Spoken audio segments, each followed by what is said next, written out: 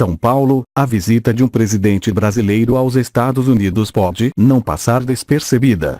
Afinal, trata-se do chefe de Estado do país mais importante da América do Sul, sendo recebido pelo colega que comanda a maior potência econômica e militar do mundo.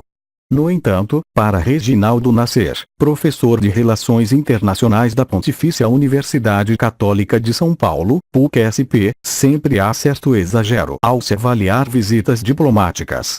O presidente brasileiro Jair Bolsonaro chegou ontem aos Estados Unidos.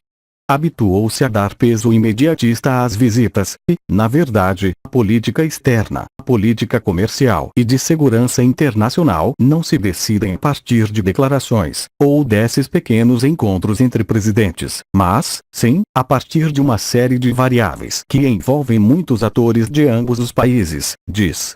Se é sempre recomendável avaliar visitas como a do presidente brasileiro aos Estados Unidos com certa precaução, isso é ainda mais notório no caso de Bolsonaro. Tanto ele como Donald Trump são de um estilo para o qual parece que a política externa se faz no Twitter, com bravatas. Ninguém faz política externa assim, diz Nasser. Na opinião do professor da PUC-SP, não é a retórica que terá peso para mudar relações históricas. Os Estados Unidos começaram a ter uma política comercial com a China em 1894. Então, é Bolsonaro que vai lá dizer o que é a China. Ele lembra que, na década de 70, com Richard Nixon e Henry Kissinger, um de seus governos mais conservadores, os Estados Unidos se aproximaram da China de Mao Tse-tung. Toda essa retórica de hoje não tem efeito nenhum, só nos tweets do Olavo de Carvalho e deputados aliados por aí considerando que se está falando de questões diplomáticas. Para Rodrigo Galo, professor de pós-graduação em Política e Relações Internacionais da Fundação Escola de Sociologia e Política de São Paulo, FESP, é digno de nota o quase nulo protagonismo do chanceler brasileiro, Ernesto Araújo, na viagem, pelo menos até esta segunda-feira, 18. É interessante que ministro das Relações Exteriores, numa missão diplomática desse porte, que teoricamente seria um mais habilitado para lidar com essas questões, quase não fala a respeito, diz Galo. O mais tradicional seria termos um Ministério das Relações Exteriores mais ativo. Os discursos de Bolsonaro continuam parecendo campanha eleitoral.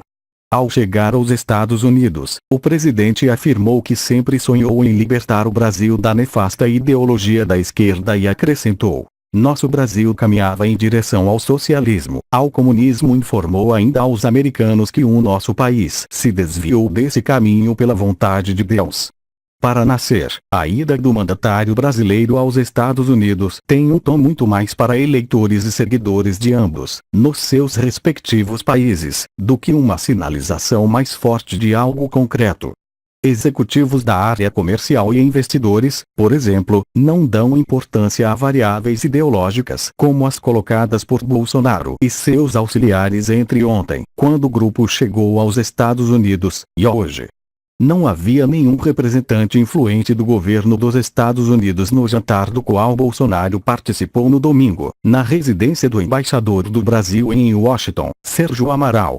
A celebridade mais importante no jantar foi Steve Bannon, ex-assessor de Donald Trump que foi defenestrado do governo pelo ex-chefe e assessorou a própria campanha eleitoral do brasileiro. Não tinha ninguém com influência no governo ou na economia americana nesse jantar, lembra Nasser. Alcântara e Venezuela. Entre as questões a serem discutidas estão a Venezuela e a base de Alcântara. Bolsonaro assinou nesta segunda um acordo pelo qual autoriza os Estados Unidos a lançar foguetes da base no Maranhão. Para Galo, a questão de Alcântara é sensível. É uma base estratégica de lançamento de foguetes. Acho que nem todo mundo dentro do exército, nem a base de apoio militar do Bolsonaro, concorda, porque é ceder uma área estratégica a outro país.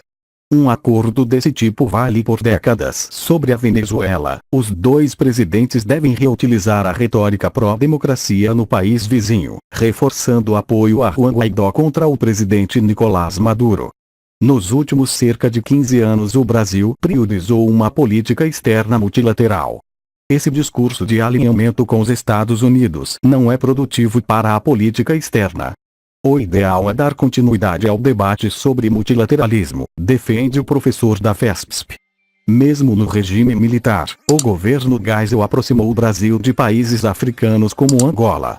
Temos uma tradição de multilateralismo que não pode ser perdida.